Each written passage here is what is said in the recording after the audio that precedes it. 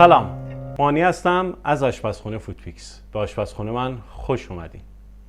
تا اسم اسفناج میاد من یاد بدترین خاطرات دوران کودکی میافتادم. یکی از بدترین غذاها که ملوان زبل همیشه میگفت به به چه عالی خوشمزه است بخوریم. اما حالا یکی از بهترین غذاها رو با اسفناج میشه درست کرد.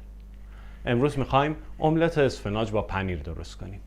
بریم ببینیم. خب اگه با آموزش آشپزی علاقه دارین سابسکرایب کنین، زنگوله رو هم بزنین که مطالب جدید براتون اطلاع رسانی بشه.